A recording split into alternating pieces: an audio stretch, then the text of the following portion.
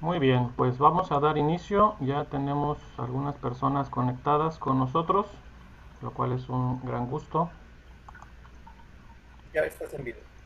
Ya estamos transmitiendo en vivo también y comenzamos. Sean todas y todos bienvenidos a este cuarto Festival Coral Teotachuica Nayarit con esta primer conferencia inaugural, en la que tenemos el honor de contar con la presencia ni más ni menos que del maestro Eduardo García Barrios, quien es el coordinador nacional del Sistema Nacional de Fomento Musical. El maestro García Barrios pues estudió en el Conservatorio Nacional de México y en el Conservatorio Tchaikovsky de Moscú, y así como dirección orquestal con el maestro Yuri Simonov, director del Teatro Bolshoi, con el maestro Dmitry Kitajenko, director de la Orquesta Filarmónica de Moscú. En fin, tiene el maestro un gran currículum en cuestiones académicas.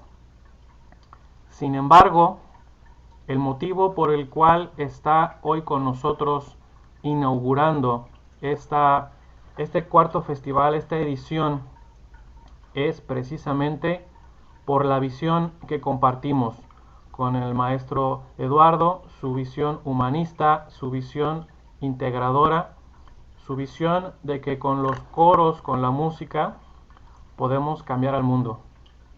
¿Verdad, maestro? Así es.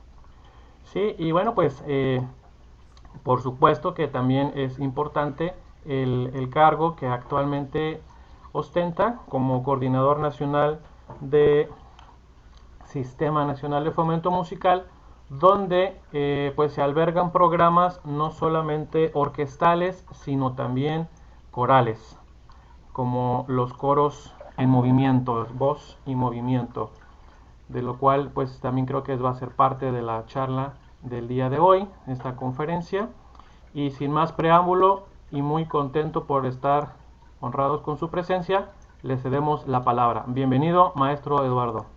Muchísimas gracias, maestro Manuel. Y pues saludo a todas, a todos los que están aquí presentes y celebro además este esfuerzo de este cuarto festival, Tutachuica, espero estar diciendo bien, eh, que además se da en un contexto absolutamente extraño, inusitado para toda la humanidad. Celebro el esfuerzo porque la pandemia, por supuesto, nos ha metido en una situación por demás complicada. Sobre todo a las directoras, directores, maestras, maestros, niñas y niños que integran cualquier tipo de agrupación musical cuyo principio es la práctica musical colectiva. La pandemia no nos ha permitido en los últimos meses y los meses que seguirán, pues poder justamente reunirnos, poder cantar, tocar juntos, respirando, eh, hombro con hombro. Y esto nos ha llevado a la necesidad de encontrar estos medios, estas tecnologías que aún todos sabemos, por más que nos sorprenda poder estar aquí viéndonos los rostros, pues para la música siguen siendo aún primitivas. ¿Por qué? Porque no podemos, no existe ninguna plataforma en la cual podamos cantar al mismo tiempo sin que aquello se convierta en un zaparrancho total. Lo hemos intentado casi a nivel de broma y esto es triste, ¿no? Es triste porque pasan los meses y hay esta necesidad por parte de todos y todas de volver a hacer música juntos. Pero bueno, sabemos que la humanidad al final va a vencer a este bicho y que podremos regresar. Mientras tanto, encontrarnos, mientras tanto, conversar de estas maneras, mientras tanto, poder lograr reuniones entre las y los integrantes de, de nuestras agrupaciones, pues es la manera de seguir haciendo el trabajo comunitario. Y justamente yo quería hablar, y es el título de esta conferencia, del sonido empoderante. El gran Chomsky, este gran lingüista y filósofo norteamericano, tiene una teoría que además ha sido experimentada, múltiples experimentos, que lo llevan a sostener que la gramática es innata a la especie humana. Al decir innata, ¿no?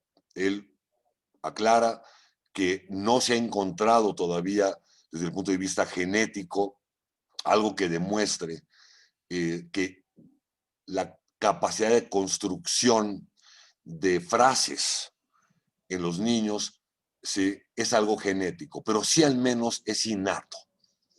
¿De qué otra manera explicar que un niño de 4 o 5 años pueda construir una frase completa? Y Chomsky dice, la única explicación posible desde el punto de vista antropológico, pedagógico, lingüístico, es que la especie humana tiene en su interior, en su naturaleza, la capacidad justamente de construcción gramatical. Esta tesis nos llevó a pensar, ¿y qué sucede con la organización de la materia? La organización estética de la materia. Y cuando digo materia me refiero, sí, a la tierra, me refiero a los colores y me refiero al sonido, que es parte de la materia también, aunque no podamos verlo. ¿Cuándo surge entonces esto? La especie humana tiene alrededor de 1 millón de años y realmente la palabra música, sí, es una palabra que tendrá máximo 3.000 años. ¿Qué sucedía entonces antes? Es innata esta capacidad del ser humano de descubrir el sonido y de organizarlo. Nosotros tenemos que así es. Por supuesto que la especie humana mira al cosmos, mira la naturaleza y tiene la necesidad de explicar esta naturaleza, explicar estos fenómenos, la lluvia, el trueno, los meteoritos, los incendios, la relación con el reino animal, y tiene necesidad de aprehender con H este mundo. Y para ello descubre el sonido que produce la naturaleza, pero también el sonido que produce su propio cuerpo.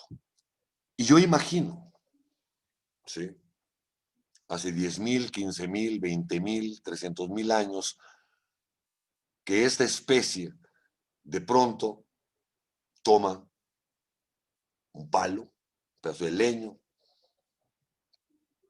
golpea un tronco y se sorprende de ese sonido. Que este ser humano aplaude con sus manos, toca su pecho y descubre este sonido. Y tiene entonces la necesidad, por imitación, de reproducir aquellos sonidos de los fenómenos que afectan su vida cotidiana.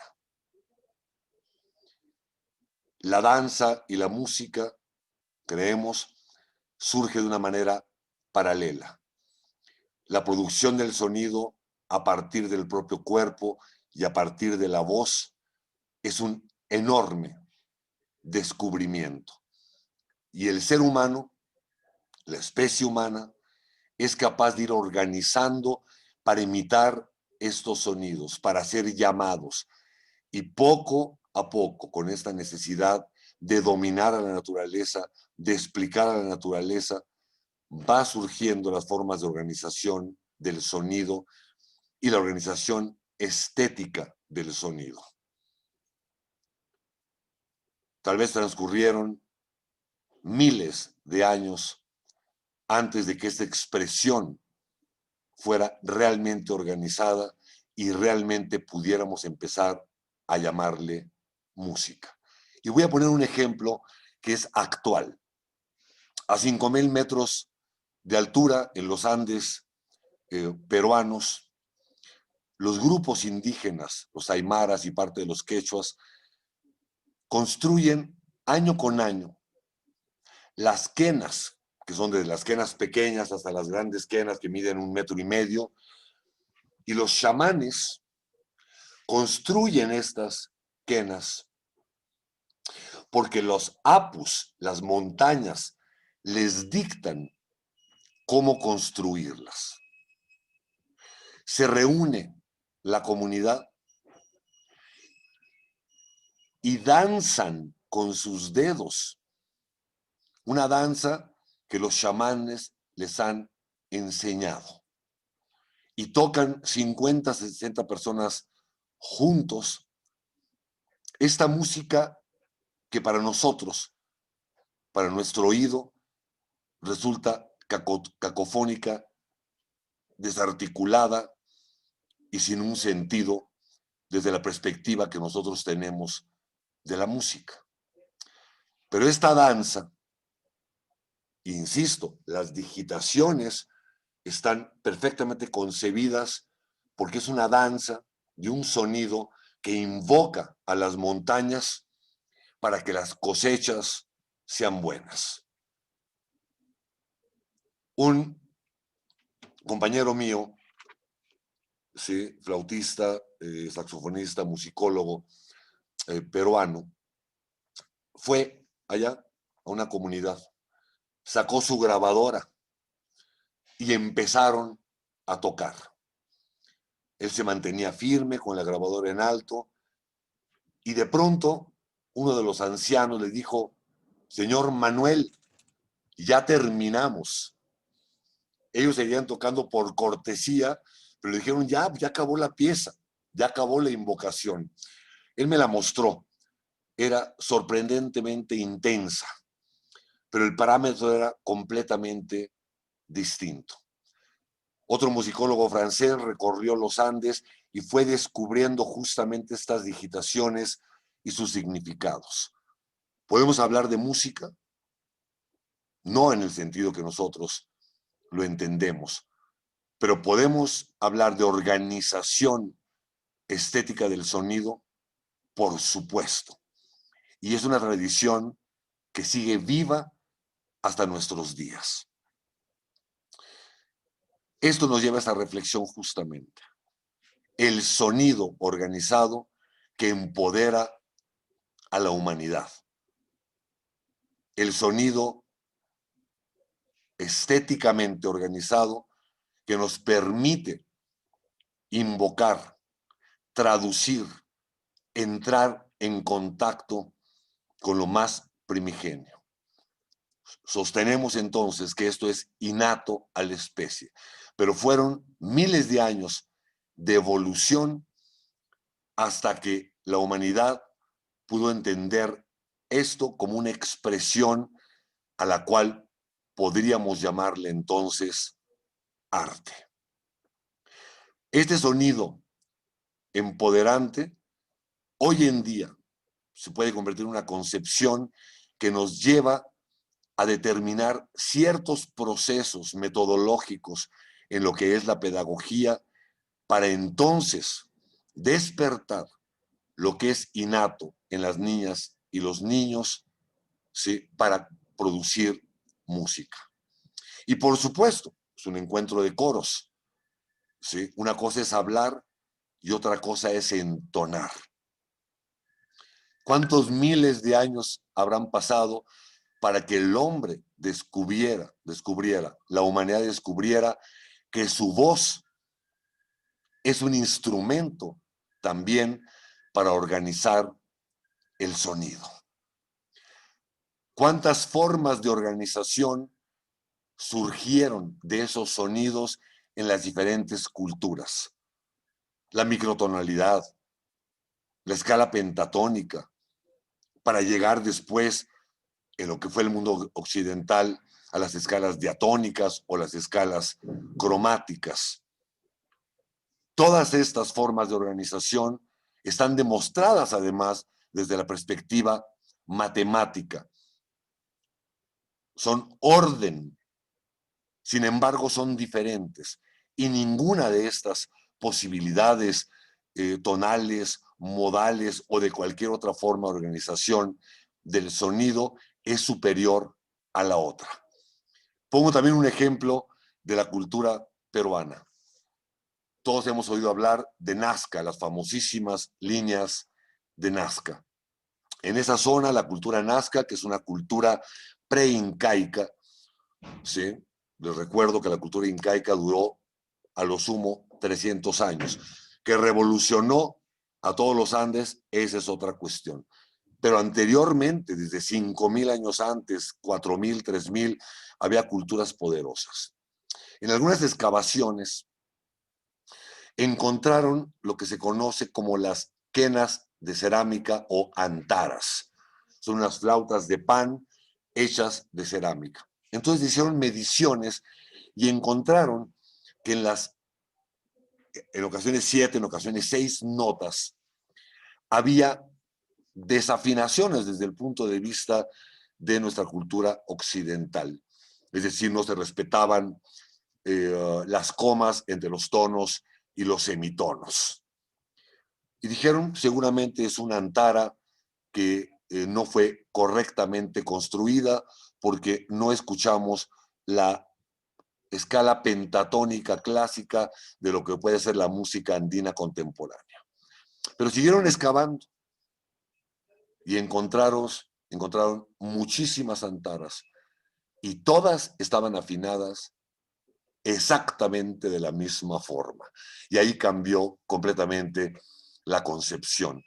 Había una forma de organización de los sonidos que seguramente partían primero del canto, de la voz y después de la necesidad de la humanidad, una vez más, de construir objetos, ¿sí? Obras de ingeniería perfectas que pudieran reproducir estos sonidos que la voz podía emitir.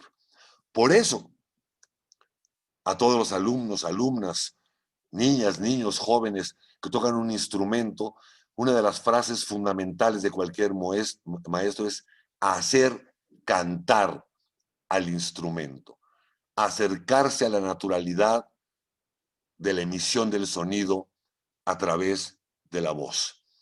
Esto incluso se aplica extrañamente a las percusiones. ¿Cuántas veces no he oído la frase hace cantar a la batería? Procesos largos, procesos de evolución, procesos de prueba y error, ¿sí? Pero siempre en esta necesidad primigenia de organizar, porque es una necesidad de la especie, el sonido. Por supuesto, al principio, quiero reiterar, era el dominio de la naturaleza. A través de una danza o una pieza musical, se invocaba entonces al trueno, a la lluvia, al fuego, a la tierra. Una manera de apropiarse a través del sonido de estos elementos, empoderando entonces a las personas, y de ahí el término, el sonido empoderante. Ahora bien, no haré un recuento histórico de cómo evoluciona la música. Esto no es una clase de historia, ni mucho menos, pero todos los que somos músicos sabemos que la evolución ha sido tremenda. Curiosamente, la música y el arte tienen también un sentido atemporal. ¿Quién podría decir que un canto polifónico del siglo XVI o del siglo XV es música vieja? Se llama música antigua. Sin embargo, y lo pongo como un ejemplo, la música antigua tocada con instrumentos de aquella época, respetando la construcción, la afinación o las afinaciones, porque son muchísimas las afinaciones de la música antigua, conmocionaron hace 30, 40 años a toda la comunidad musical por su enorme, gigantesca capacidad expresiva.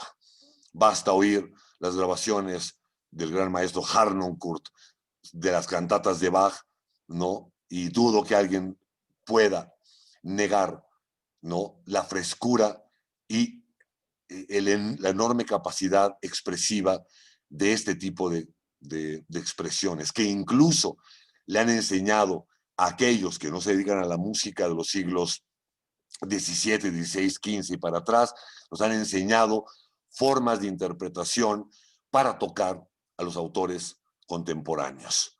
Es decir, el arte musical, si bien se desarrolla, si bien entra en contacto con las realidades presentes, con las realidades de todo tipo, de todas maneras, la obra musical se convierte en algo atemporal.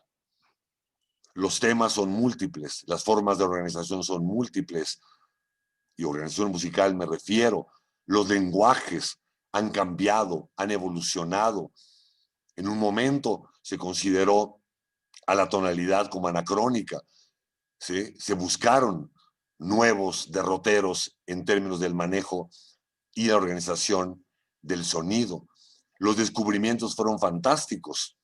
¿Cómo negar, por ejemplo, ¿sí?, la capacidad de la voz a través de técnicas extendidas? Y me voy desde la época de Oliver Messiaen o de Ligeti, que de pronto utilizaron la voz humana en un sentido totalmente distinto, ¿sí? Incluso en momentos sin la necesidad del uso de la palabra. Y eso nos lleva a una comprensión de que es infinita las posibilidades de la voz, del cuerpo y de los instrumentos. Hoy en tiempos de pandemia, es un paréntesis que abro, no está la discusión. Ustedes saben perfectamente bien, y yo creo que todos tendremos que divulgar, cuando te piden, oye, ¿por qué no haces una orquesta virtual así que haga un concierto en vivo? Entonces tienes que explicarles que eso no se puede. Pero entonces, ¿cómo lo hacen? Yo lo he visto. No, hay todo un proceso de preproducción tremendamente complicado. Cada quien graba desde su casa, nadie puede escuchar al otro, ¿sí? Después de eso te mandan todos los videos, 10, 12, 15, 160, ¿no? Y hay un artista, productor, ingeniero que toma cada voz, le ecualiza, le corta, le raspa con bisturí, que va uniendo todas las voces, que incluso cambia los tempos de repente para darle organicidad. Es decir, es una forma de producción artística. Y hay que divulgar, ¿no, señores? Esto es una manera que puede producir nuevas formas, lenguajes, pero estos nuevos lenguajes, estas nuevas formas, si yo estoy esperando las obras que sean escritas exactamente con un lenguaje para ser producidas de manera virtual, esto nos va a llevar a descubrimientos en la composición súper interesantes, pero esos descubrimientos no niegan de ninguna manera, no niegan, ¿sí?, el arte presencial. Y voy a hablar de eso, de cómo se produce el sonido y la importancia entonces de la ejecución presencial. Tal vez algunos están muy jóvenes y no recuerdan, en los años 80 de pronto surgieron los sintetizadores, los samplers. El propio jefe, presidente del sindicato de músicos, pues estaba a punto de hacer una huelga en contra de los sintetizadores, porque se hablaba que iban a desplazar a los músicos, ¿sí? Nada que ver. Yo recuerdo, estaba yo bien chamaco, pero decíamos, no, los sintetizadores son un enorme descubrimiento con un sonido diferente, como se inventaron las ondas Martinot, como se inventó el saxofón, como se inventó incluso el órgano, ¿sí? Son descubrimientos geniales que aportan nuevas sonoridades, nuevos sonidos a la música. El hecho fue que los sintes jamás desplazaron a los músicos. De la misma manera que los coros virtuales, que las orquestas virtuales, que pueden ser muy interesantes, jamás desplazarán a la producción del sonido. Hablando de coros, El sonido de un coro, ustedes lo saben muy bien, es el producto de muchas voces, ¿sí?, que cantan con tonos distintos, incluso con afinaciones ligeramente distintas, con articulaciones mínimamente diferentes, y cada voz produce además su gama de armónicos. Y entonces, cuando reúnes a un grupo de sopranos, por ejemplo, cantando al mismo tiempo, la combinación entre todas estas pequeñísimas diferencias de color, de fraseo, ¿sí?, de entonación, son las que producen el maravilloso sonido de una sección de sopranos. Por supuesto, el arte es que esas diferencias, ¿sí?, de afinación no hagan de la sección una sección desafinada, que esas pequeñas y sutiles diferencias en la emisión del sonido y del color produzcan una amalgama donde ninguna de las voces se distingue y todas las voces se conjuntan de una manera armónica y al mismo tiempo se combinan con las demás secciones del coro. Esto es un fenómeno acústico, es un fenómeno que además produce belleza y es un producto que además empodera, y ese es el punto clave de lo que yo quiero expresar, empodera a cada uno de los participantes.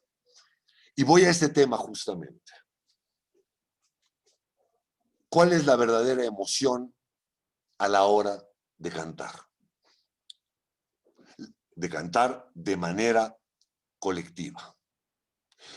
Si un coro de niñas y niños suena desafinado, si un coro de niñas y niños no cantan juntos, no respiran juntos, no frasean juntos, no hay posibilidades de que se produzca el sonido.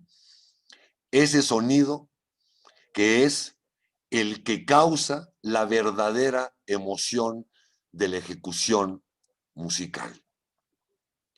Hay una frase que me gusta mucho, que lo usamos mucho. La gente no se da cuenta cuando cantas mal, pero todo el mundo se da cuenta cuando cantas bien. Y un coro que canta bien es un coro de niñas y niños que alcanzan justamente la emoción verdadera que se expresa además en elementos musicales muy claros. Articulación, fraseo, color, entonación, que es diferente a la afinación. ¿Sí? Es otro tema de discusión. No basta con cantar afinados, hay que saber entonar. Esa es la maravilla de la voz, la capacidad de la conexión entre las diferentes notas, la gógica también le llaman. Esta entonación que es violentada de manera histórica todo el tiempo por las clases de solfeo que todos hemos recibido, donde podemos cantar diferentes alturas de las notas sin ningún sentido de la línea de canto. Una línea de canto que unida a la afinación, a la articulación y a la expresión, insisto, producen sonido. Y ese sonido empodera a aquellos que lo están emitiendo. Los empodera de manera individual, pero los empodera también de manera colectiva. Es la emoción de cantar con mi compañera o mi compañero y sentir que verdaderamente estamos juntas y juntos. Por supuesto que en los coros también la comprensión del texto es fundamental. La comprensión, más importante aún, la comprensión emocional y poética del texto que la meramente racional. Sobre todo en niñas y niños. Hemos experimentado, se los puedo contar, haciendo en un encuentro nacional una canción de Bob Dylan, la famosísima The Answer is Blowing in the Wind, ¿sí?, que es poesía muy profunda, muy difícil, o La Masa de Silvio Rodríguez.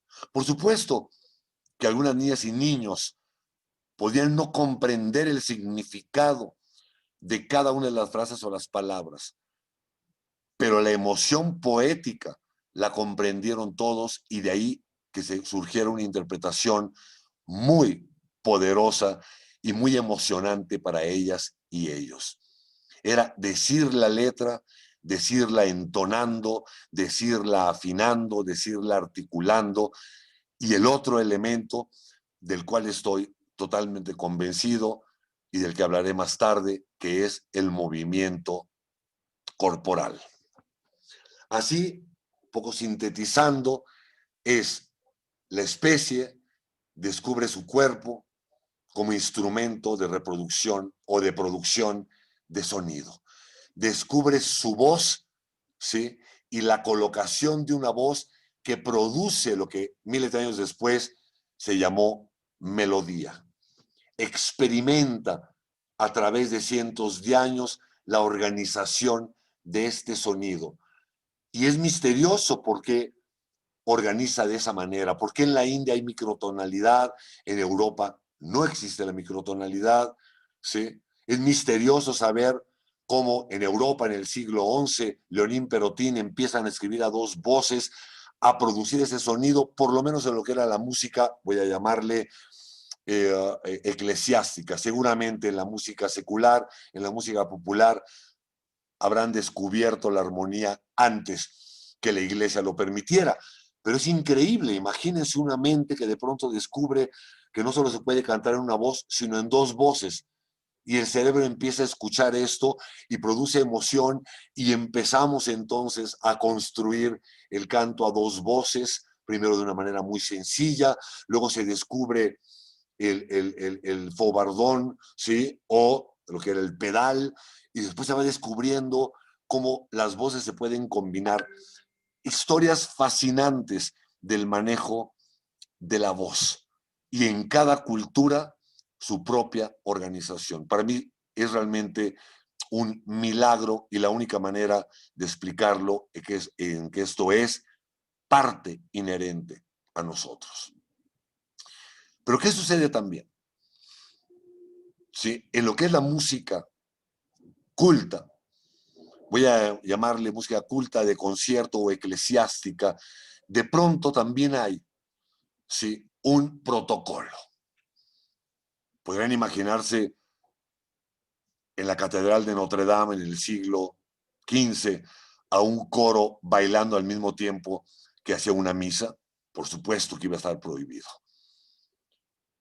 De esa manera, el gran desarrollo de la música coral, salvo excepciones de música coral o a varias voces de algunos pueblos que hasta ahora lo mantienen, en África, en Georgia, en algunos lugares de América Latina, podemos decir que el desarrollo se da paralelo justamente, por una parte, a la monarquía y fundamentalmente en el mundo de la música eclesiástica. ¿Sí? Por supuesto que hay muchísimos ejemplos de grandes compositores que no necesariamente escribían para la iglesia de manera polifónica, ¿sí? Escribían para cuartetos, para tríos, ¿no? A partir del siglo XVII ya se empieza a secularizar también la música, ¿sí? Ya no solo es propiedad de la iglesia, sino también en autores como Monteverdi, el surgimiento de la ópera, ¿sí? La música coral cobra fuerza. Pero aún así, ciertos protocolos se mantienen y se mantienen durante 4 siglos, por lo menos. Eso que era una escuela de cómo formar un coro, donde la atención está fundamentalmente en la emisión de la voz, ¿sí?, en la garganta y en el apoyo, el famosísimo apoyo, en la impostación, en la colocación, etcétera, etcétera, etcétera. ¿Esto es bueno? Sí, se han logrado cosas increíbles. Pero de pronto también surge otra concepción, en la educación sobre todo, que es por qué debemos delimitar a las niñas y los niños a esta emisión que no incluye el movimiento y la expresión corporal. En todo el mundo surge esa tendencia, en México también. Hay resistencia por parte de muchas directoras y directores de coros, espero que no sean los que están presentes en este momento. Sí, porque se habla de que es mucho más fácil emitir la voz, entonar, afinar, articular, si no me muevo y me concentro. Por supuesto, tienen toda la razón. El otro camino es más difícil. El otro camino es el del descubrimiento del movimiento corporal, de que el cuerpo resuene y que la voz se conecte con las manos, con el vientre, con las piernas, con el movimiento. Un movimiento que produce sonido y un sonido que produce movimiento. La metodología es por demás compleja y complicada, porque es muy difícil ir encontrando el tipo de movimiento que puede ser en un solo lugar o con desplazamientos que permita abrir justamente la voz, que la limpie y que la emisión sea pura. Es un trabajo arduo de todos los días, es un trabajo que debe de darse entre un maestro de voz, porque incluso no hablamos de directores o directoras de coro, sino el maestro de voz o la maestra de voz y el maestro de movimiento. Una dupla donde él o la músico deben de ir comprendiendo lo que es el arte escénico, el arte del movimiento corporal, y de la misma manera la dupla encargada del movimiento o de lo escénico debe de entender el fenómeno de la emisión de la voz. Cuesta más trabajo, lleva más tiempo, por supuesto. Sin embargo, los resultados son sorprendentes. ¿Sí? El nivel de capacidad de expresión, porque además, para moverme no solo debo de seguir la línea melódica, debo de comprender de qué estoy hablando a la hora que canto. Y puedo decirlo con gran orgullo que no en todo el país es desigual el desarrollo, pero en algunos lugares escuchas niñas y niños cantando, incluso como estamos haciendo ahora, ¿sí? El solo del tenor de la novena sinfonía de Beethoven, cantada por una niña tijuanense, que te vas para atrás, pero al mismo tiempo con una enormísima expresividad corporal. Nosotros defendemos esta posición porque nos parece una posición más humanista, una posición donde la música y la escena son instrumentos para el desarrollo integral de las niñas y los niños, donde el sonido entonces se conecta con todo el cuerpo y empodera de una manera mucho más vital y mucho más profunda a nuestras niñas, nuestros niños y nuestros jóvenes. Y los resultados sonoros, que al final como músicos están en primer plano, deben de ser sorprendentes. El cuerpo ayuda incluso a la articulación, ayuda incluso a la construcción de las frases y ayuda incluso al ensamble, al escucharse a través del oído, a través del tacto, a través de la vista. Sonido empoderante, innato a la especie humana. Pero por supuesto que esta reflexión nos lleva una vez más a la urgencia de cumplir verdaderamente con lo que tanto se ha hablado y tanto se ha escrito en la Constitución, en la Carta de los Derechos Humanos, ¿sí? De los derechos de las infancias, pero que siguen siendo en muchos casos aún palabras. Es el derecho inalienable de la especie humana a ejercer lo que le es propio, lo que le es innato. Y esa es una batalla y una lucha que todas las maestras, todos los maestros, todas y todos los músicos, todas y todas las directoras de coros debemos de emprender y no dejar suelto. Hasta aquí mis palabras, pero a mí me encantaría escuchar comentarios. No soy muy de dar así conferencias unilaterales, o preguntas que ustedes puedan tenerme como colegas, porque al final estoy aquí como músico, como director de orquesta y como maestro comunitario. Gracias. Maestro, pues muchísimas gracias por sus palabras, por estar primeramente aquí compartiendo este espacio con nosotros. Le comento que también, pues, además de este gusto y honor que nos acompañe, en esta sesión se encuentra con nosotros personas, como dice, colegas, directores, maestros de Nayarit, obviamente anfitriones, desde Chihuahua, tenemos de Tamaulipas, de Cancún, nos acompaña desde Venezuela el maestro Ángel Martínez, desde Colombia tenemos también, y ¿quién más está por aquí? Estaba también desde Chile, pero se acaba justamente de retirar el maestro Álvaro, pero se escuchó también desde Chile, está también de Costa Rica, que son coros hermanos o directores que se están hermanando a esta festividad y creo pues que también comparten este sentir. Y de igual manera los invito a quien quiera expresar algo, alguna pregunta, algún comentario que sume a esta conferencia, adelante. Maestro Javier, no sé si quiera también tomar la palabra.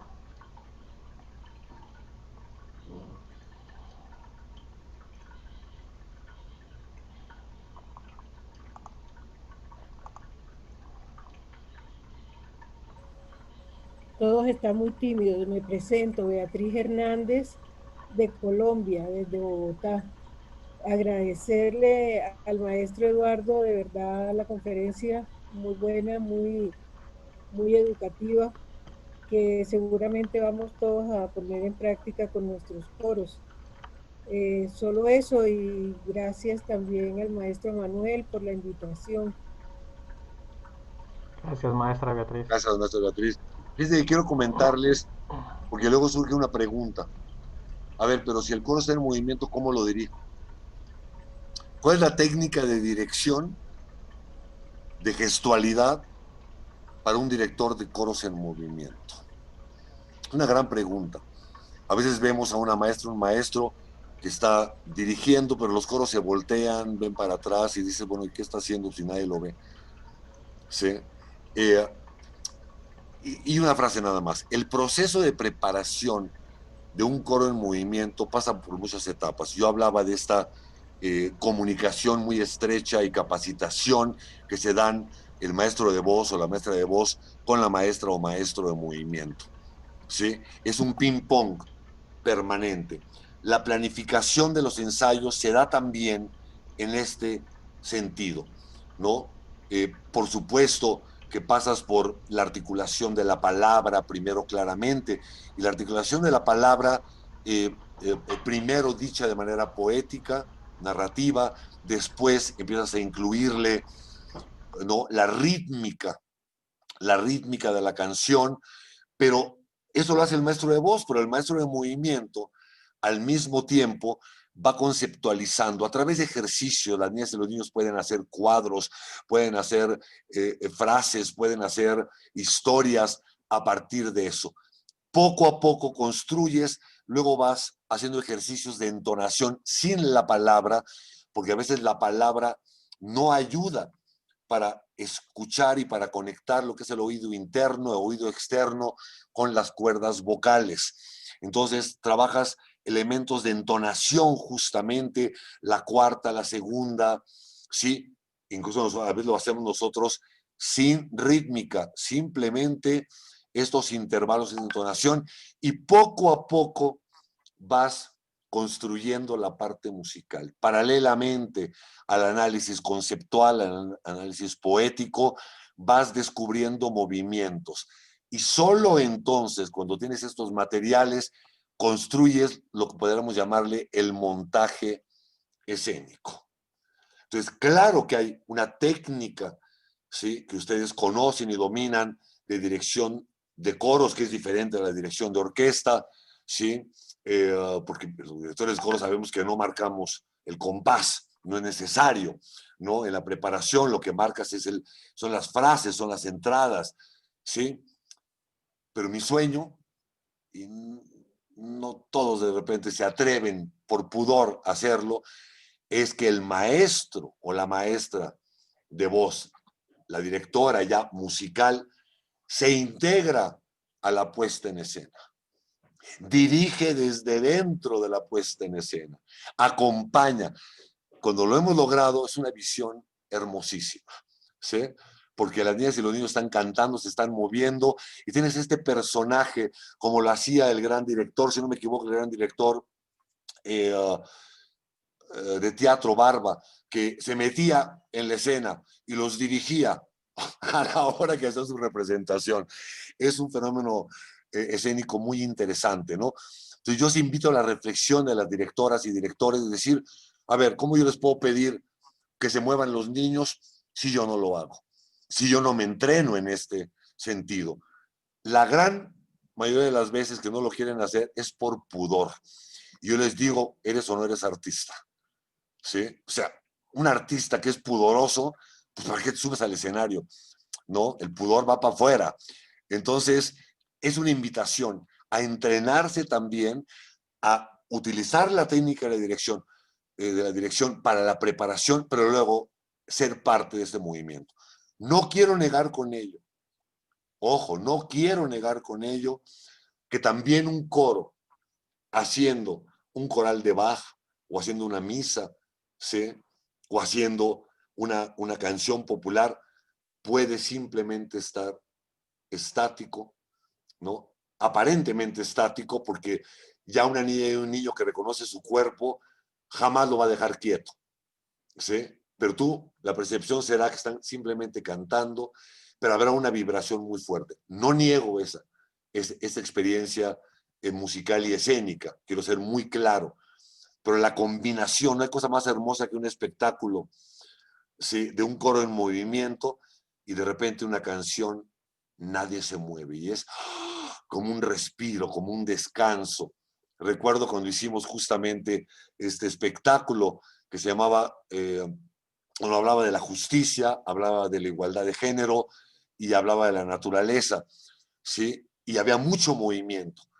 Pero cuando se hizo la canción de Bob Dylan, salió un guitarrista y todos se sentaron alrededor, como si estuvieran alrededor de una fogata, y cantaron, ¿sí?, en contra de la violencia y diciendo la respuesta está en el viento, y fue muy emocionante también.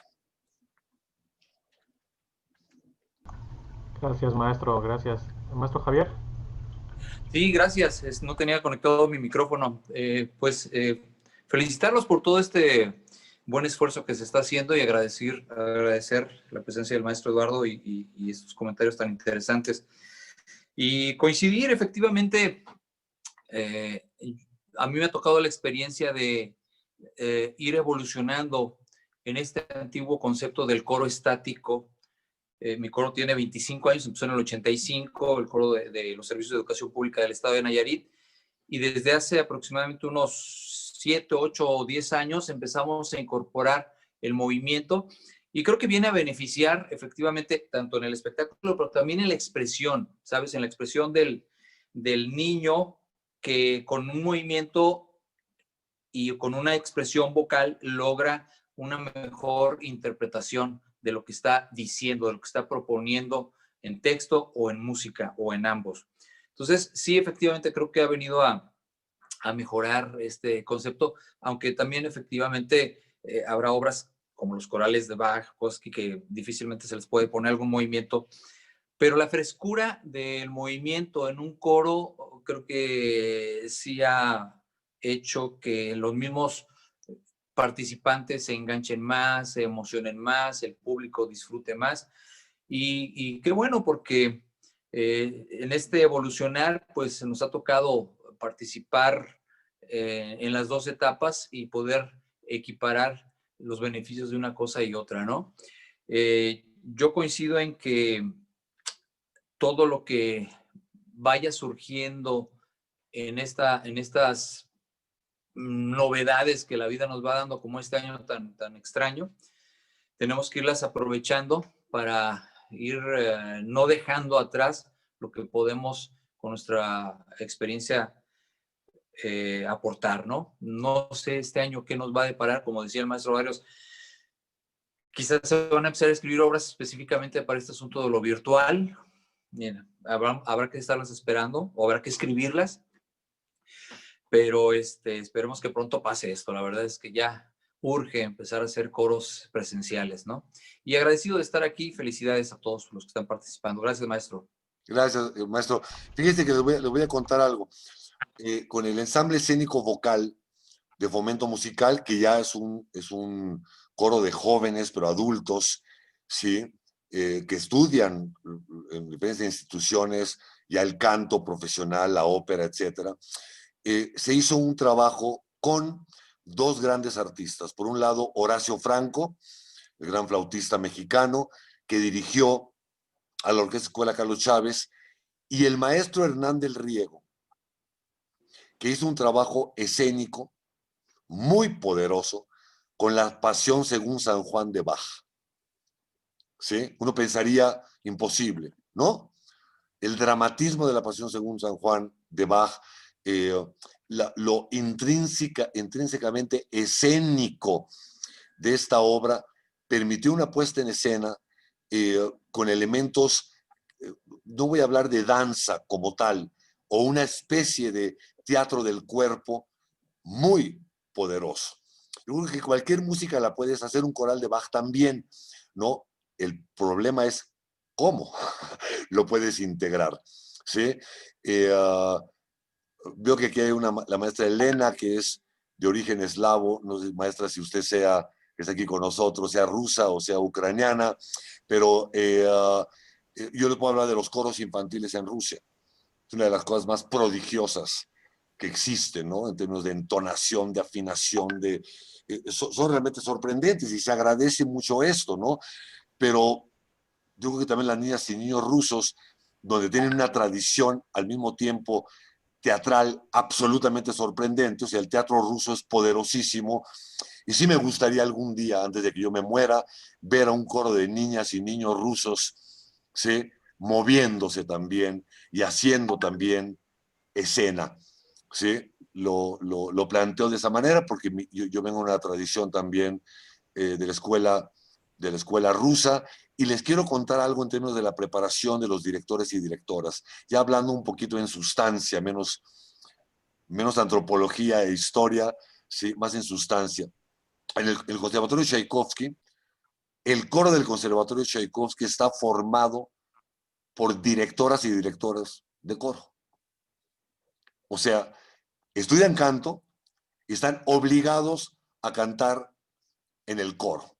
Todo el repertorio universal. Es un coro que se presenta además con las grandes orquestas de Moscú y de San Petersburgo o de cualquier una de las escuelas rusas. Eso le da al director, a la directora, una enorme preparación, digo, además de un estudio profundísimo de la armonía, del contrapunto, de la técnica, de la gestualidad, el piano, etcétera, etcétera, etcétera, ¿sí?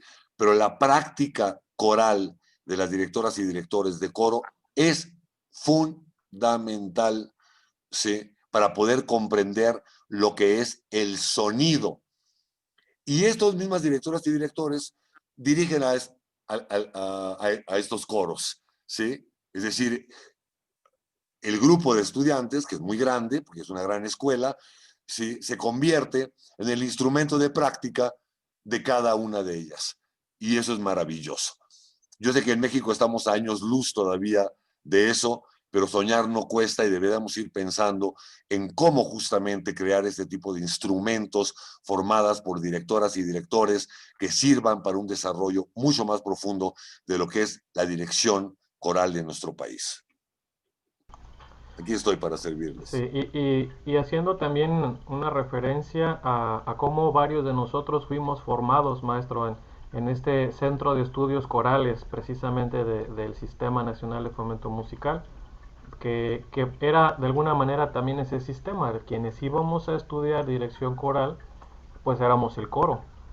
para la práctica de los demás maestros, y efectivamente era algo como purificante, yo así lo expresaba, cuando está uno empezando, y bueno, todavía, ¿no? Se empiezan casos cotidianos muy complicados, que la niña no afina, la señora, las personas mayores también, alguna situación técnica que hay que resolver, y de repente era llegar al centro de estudios corales y extender las manos y ¡fua! Magia.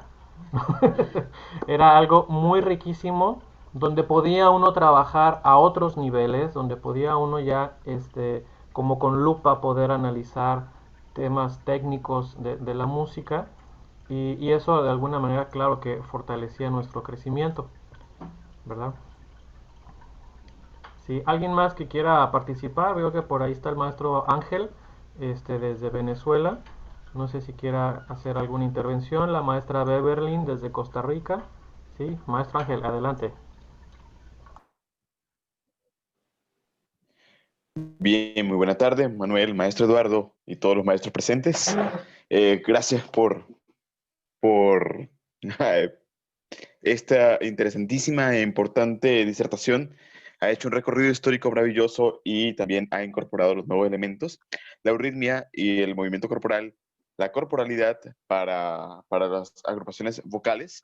En la formación musical venezolana es parte del día a día por precisamente el maestro Alberto Grau, que es uno de los primeros exponentes de la euritmia, es el padre de la música coral en Venezuela, y nuestra escuela tradicional de formación viene con la visión eurítmica.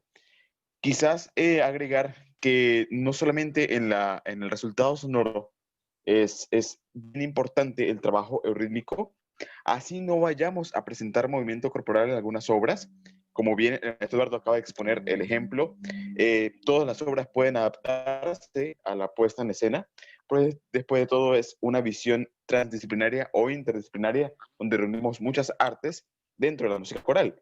No solamente vamos a hacer el desarrollo vocal del instrumento, el desarrollo del sonido, de la estética sonora que cada director tenga, sino vamos a incorporar junto al texto la teatralidad, quizás algunos movimientos que llamen a la danza, quizás algunas puestas en escena. Si no queremos incorporar el movimiento en todas las obras, bien pudiéramos ir incorporando en algunas cuadros escénicos, ¿sí? El coro de alguna forma u otra rompe el esquema de la posición tradicional y hace suyo el escenario completo, la puesta en escena completa, sin necesidad a veces de incorporar movimientos rítmicos, movimientos sobre el género rítmico, pero sí estamos incorporando el cuerpo. Pero más allá de la puesta en escena es en el proceso de montaje, donde es muy importante también incorporar la corporalidad en la preparación vocal. También podemos incluir la corporalidad, pues de esta forma vamos fomentando también a aquellos niños, aquellos jóvenes, aquellos adultos que aprendan desde la visión pedagógica de manera kinestésica. Bueno, vamos haciendo relación del aprendizaje kinestésico con el aprendizaje sonoro, con el aprendizaje visual, y también vamos haciendo un eje transversal en las diferentes miradas pedagógicas, y esto sin duda alguna va a traer resultados positivos sonoros, pues va a afianzar la afinación, va a afianzar el fraseo, va a afianzar el sonido, los colores, los matices, las dinámicas, y va a tener una relación con algún movimiento corporal. Así que también resulta de manera maravillosa, idónea, incorporar estas ideas en el proceso de montaje, es decir, en el ensayo, en el aula de trabajo, en el laboratorio, diría un gran maestro latinoamericano también. Gracias, maestro. Maestro, es decir, bueno, Venezuela es una potencia en coros, lo sabemos perfectamente bien, a partir del trabajo de nuestro queridísimo y recordado maestro José Antonio Abreu. Es una potencia, y yo celebro sus palabras, maestro, pero además las reflexiones, vean cómo la pedagogía es infinita, ¿sí? O sea, el concepto está ahí, pero los procedimientos, las metodologías, la pedagogía se extiende, se alimenta, se enriquece, ¿sí? Aquí el maestro expresó 2, 3 formas más de poder lograr esta integración entre cuerpo, voz, mente, filosofía, concepto, ideas, en ese sentido. Y quiero decir públicamente además que el maestro Arturo Márquez y un servidor tenemos un pendiente enorme en Venezuela, porque ya son más de 10 años, debo decirlo, que hay un sueño de hacer la cantata Los Sueños de Arturo Márquez en Venezuela. Es una cantata que escribió Arturo y que estrenamos hace ya 15 años o más, basada en textos de Martin Luther King, del jefe Seattle, de Guillermo Velázquez, de Mahatma Gandhi, y siempre hemos tenido el pendiente, se lo expreso, maestro, que soñamos con viajar a Venezuela, a estrenar en Venezuela, donde es queridísimo el maestro Arturo Márquez,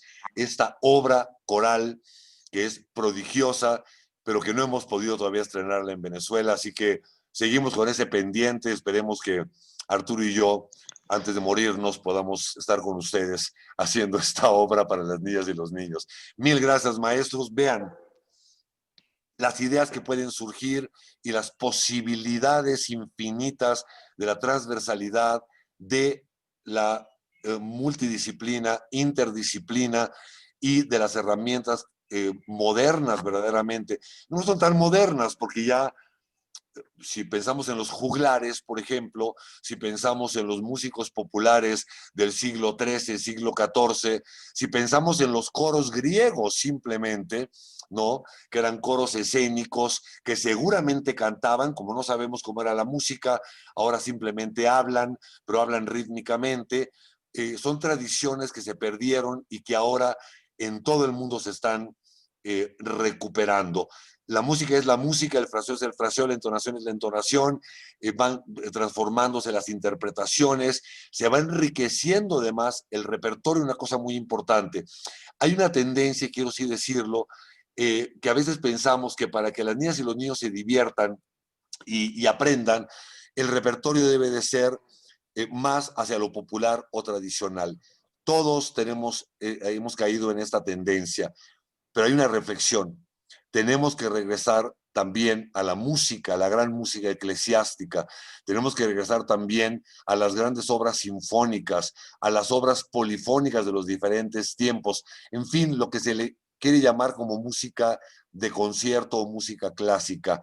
No abandonemos estos géneros porque el nivel de manejo de la voz, el manejo coral, el manejo de las diferentes voces también, la polifonía, el contrapunto, son herramientas fundamentales en el desarrollo de los coros.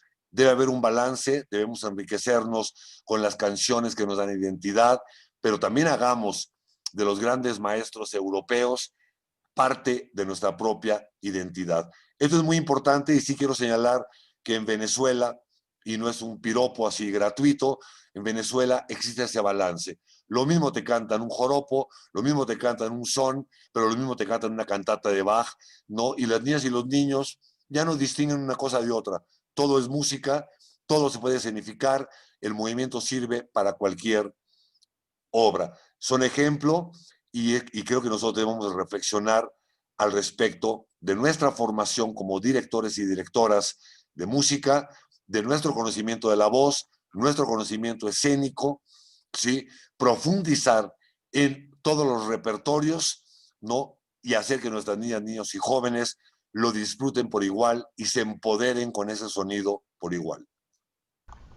Muchas gracias, maestro. El maestro Rigo, desde Tamaulipas, quiere tomar la palabra. Y posteriormente la maestra Beverly. Adelante. Gracias. Tardes. Adelante, maestro Rigo, lo escuchamos. Bueno, gracias maestro Manuel y felicitando al maestro Eduardo por tan excelente ponencia. Yo efectivamente creo que el movimiento es una parte primigenia, una parte innata del ser humano. Claro ejemplo está en los niños pequeños. Cuando tú a un niño pequeño le pones algo de música o simplemente haces un ritmo aplaudiendo, silbando algo, de cualquier manera, ellos siempre empiezan a moverse, empiezan a bailar.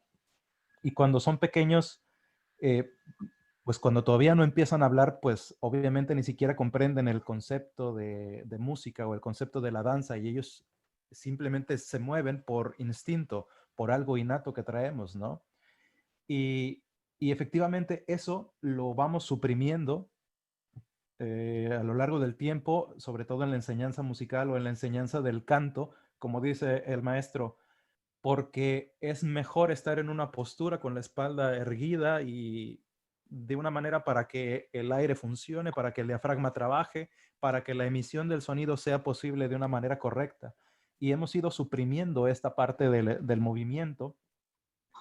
Y entonces el maestro comenta, si nosotros desde que somos niños o cuando enseñamos a niños ponemos atención en esta parte del movimiento, quizás sea un camino más largo, más difícil y cueste más esfuerzo, pero sería mejor de alguna manera. Y yo creo efectivamente, porque cuando somos más grandes y ya estamos en un coro o cuando estamos preparándonos para ser cantantes solistas, nos topamos con el concepto de la expresividad casi siempre como el toque final o sí, la parte que dejamos hasta el final al trabajar una obra musical.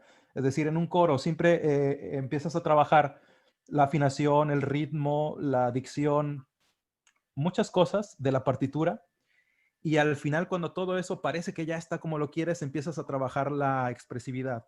Y muchas veces resulta muy difícil, porque llevamos ya toda una vida aprendiendo, estudiando, ensayando, dejando esa parte hasta el final, cuando en realidad era la parte primigenia. Entonces resulta mucho más difícil y nos topamos con que tu coro o tus cantantes están como soldados, porque les has enseñado siempre que deben tener una postura y con cara de espanto o con la cara que ponemos cuando nos hacemos la foto de la credencial del lector, ¿no? Así. Entonces, yo me acuerdo mucho un amigo que se fue a estudiar canto a Viena, que cuando llegó allá me decía, estoy batallando mucho porque a mí me han enseñado siempre que debo tener esta postura para cantar. Y si no estoy así, no puedo cantar bien. Pero llego y me ponen a cantar ópera y no puedo hacer mis trazos y seguir cantando bien. En cambio, veo a un barítono de acá que hace sus trazos y en la ópera tú tienes que moverte y tienes que ponerte de rodillas con la soprano para cantarle algo, o tienes que estar peleando con espadas con otro tipo, o tienes que clavarte un cuchillo en la panza y tienes que estar retorcido muriéndote y tienes que hacer 1000 cosas distintas en la ópera y sin embargo tu instrumento tiene que seguir funcionando. Entonces él me decía, ¿qué pasa con mi técnica? Yo pensé que tenía una buena técnica, pero me doy cuenta que no, porque no puedo cantar si no estoy en una sola postura. Y me dice, entonces yo tengo que pedirle clases a ese maestro. Entonces, con todo esto reflexiono. El maestro Eduardo dice, el camino, si desde niños nos enfocamos más en este movimiento, en esta parte primigenia innata del movimiento, será un camino más largo y más complicado, pero será mejor. Pero yo pienso, ¿realmente es más complicado? O cuando llegamos y nos topamos ya de grandes como el amigo que les comento, él me dice, ahora tengo que pedirle clases a este maestro, ahora tengo que invertir más tiempo en el desarrollo de esta nueva técnica o de esta nueva expresividad que nunca tuve porque siempre me negaron esta parte del movimiento. Entonces ahora tengo que invertir más tiempo, más esfuerzo y más dinero también. Entonces, pudiera ser, la reflexión mía es acerca de esto, pudiera ser que en realidad sea más difícil cuando quitamos esta parte del movimiento, esta parte innata, porque después nos topamos con que lo necesitamos y ahora tenemos que recuperar algo que ya teníamos y que nos va a costar tiempo y dinero. Tiempo, esfuerzo y a veces también mucho dinero. Así es, maestro, pero usted con el nombre que tiene, pues no le quedó otra más que cantar en la vida, obviamente. Así es, pero miren, las nuevas tendencias, y hablo ya de solistas, ¿sí? Las grandes y los grandes solistas en este momento de la ópera son artistas escénicos, no simplemente voces. Entonces no es algo que tengamos que demostrar, ¿no? Ya está absolutamente demostrado. En efecto, desde la primera infancia puedes empezar a integrar esto y el camino será más fácil. Pero en este momento también tenemos que pensar en niñas y niños jóvenes que justamente fueron suprimiendo por protocolos sociales, fueron suprimiendo su capacidad de movimiento y entonces ese es el trabajo que tenemos que realizar.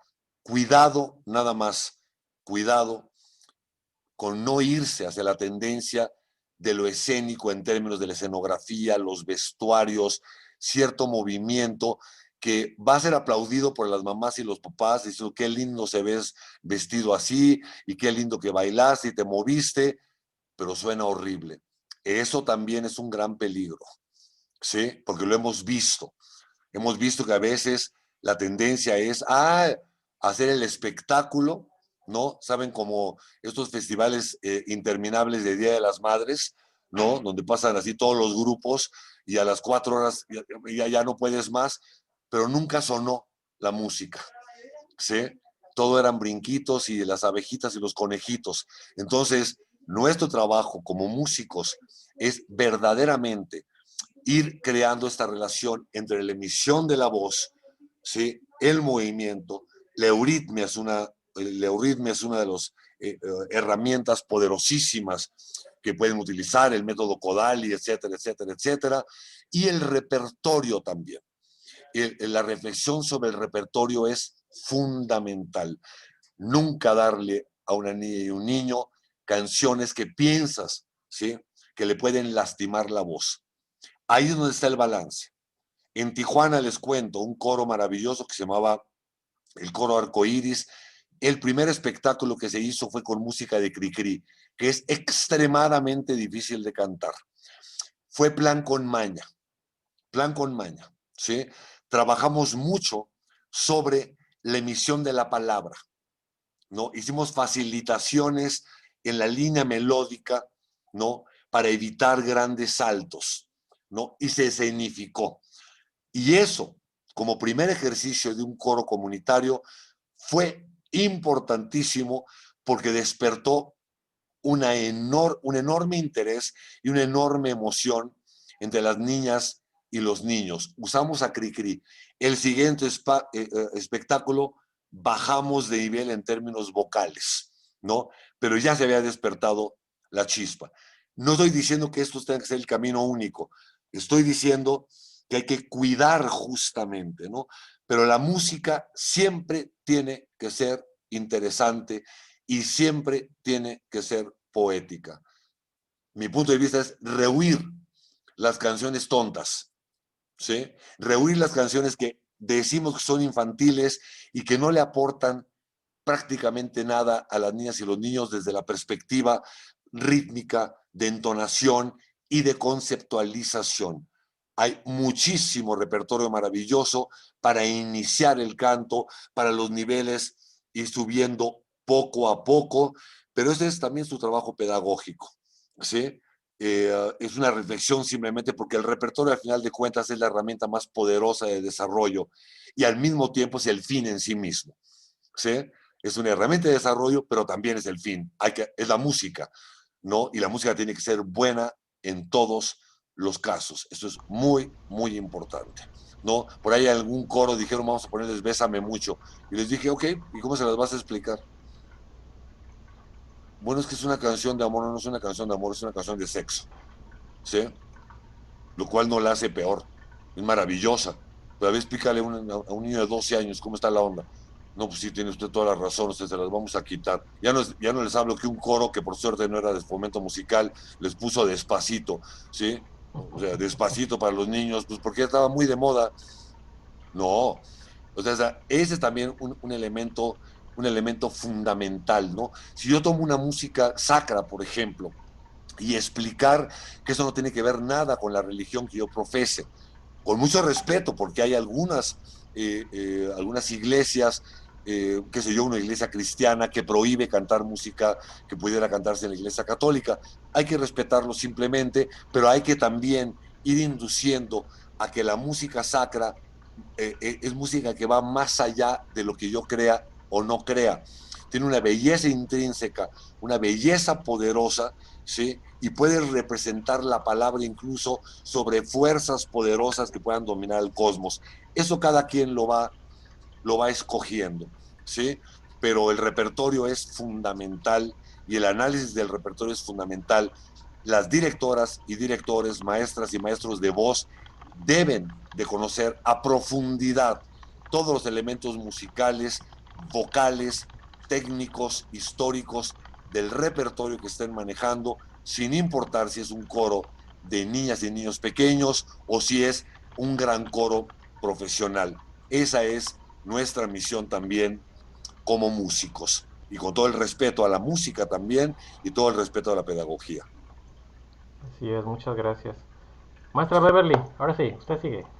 Desde Costa Rica para el mundo.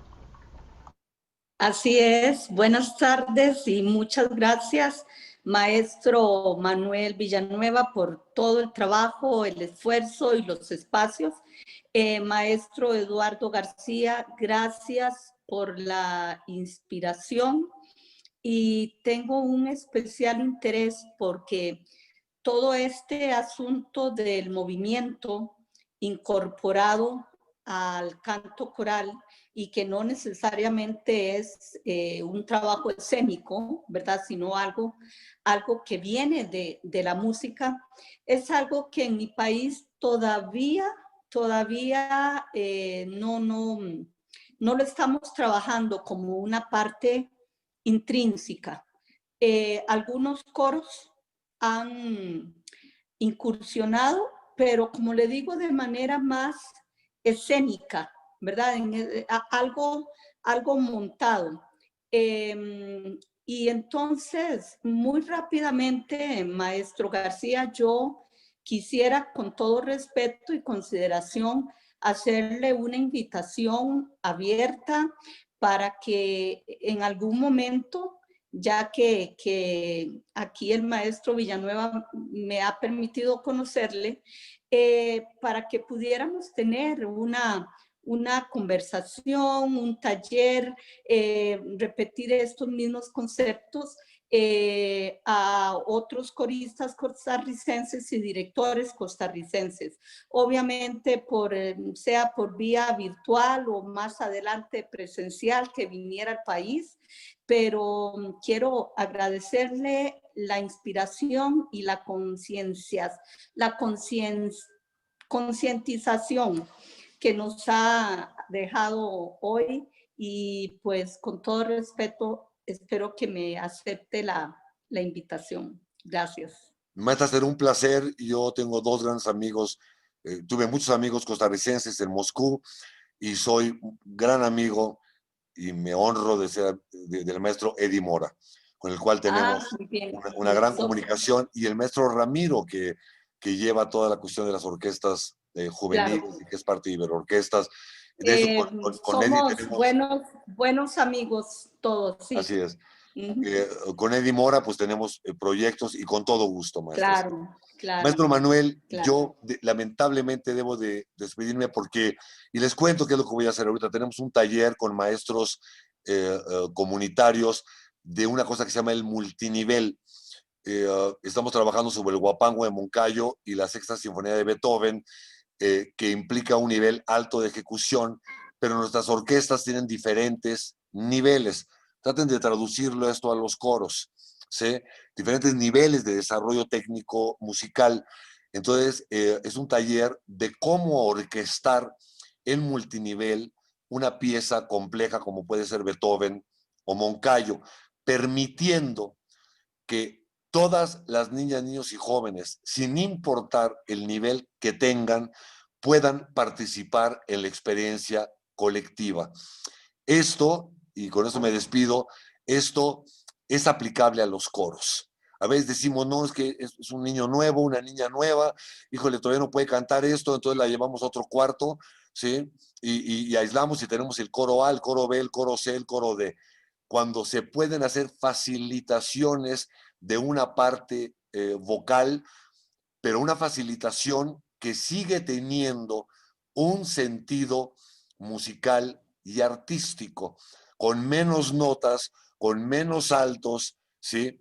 Pero le permite a esta niña o niño, o incluso en un coro comunitario, a una niña, un niño que no tenga tantas capacidades vocales, que no tenga tanto desarrollo del oído, se le puede facilitar la parte, pero eso permite que esté presente en el trabajo coral, grupal, y por lo tanto que su energía también contribuya a lo que sabemos que es la sinergia, ¿sí? El elemento fundamental de conducción, de emoción, de sonido dentro de cualquier agrupación musical. Pues por eso me tengo que retirar, pero quiero agradecerles muchísimo, maestro Manuel, esta oportunidad de compartir pues lo que es un sueño para mí, para mi equipo, para mí en lo personal también, como músico, como colega de todos ustedes. De verdad, muchísimas gracias. Enhorabuena por este encuentro. Seguramente las demás conferencias tocarán otros puntos importantísimos, porque ustedes saben bien que la música es tremendamente compleja, extensa, y se puede hablar de ella desde muchísimas perspectivas. Quedo para servirles. Muchísimas gracias, maestro Manuel. Muchas gracias, maestro, Gracias. por todo su apoyo, su respaldo. Sobre todo también pues el hecho de que seguimos existiendo acá en Nayarit como sistema. Estamos aquí pues trabajando agrupados, trabajando con este idealismo formativo y pues ya haciendo realidad este cuarto festival. Agradezco al maestro Juan Pablo Félix, que es el que nos patrocinó en la cuenta para hacer posible esta reunión. Y remarcando que el sábado precisamente tenemos un panel entre directores donde podremos externar muchas más inquietudes y tendremos como moderador al maestro Juan Pablo Félix. Y cedo la palabra a la maestra Elena para cerrar la sesión del día de hoy. Muchas gracias. Buenas tardes a todos. Soy Elena Ruelas, coordinadora del Festival Tiutachica Nayarit, Canta Nayarit. Y nuestro profundo agradecimiento al maestro Eduardo García Barrios por este conversatorio, esta ponencia tan rica y tan aclaradora, tan esclarecedora. Damos un agradecimiento al Sistema Nacional de Fomento Musical por permitir la participación. Maestro Eduardo, muchas gracias. Le agradecemos desde Nayarit, desde todos quienes conformamos el Sistema Estatal de Agrupaciones Musicales de Nayarit. Agradecemos su presencia el día de hoy. Igualmente agradecemos la presencia de todos los directores, maestras y maestros de los coros hermanos que estarán participando en este festival.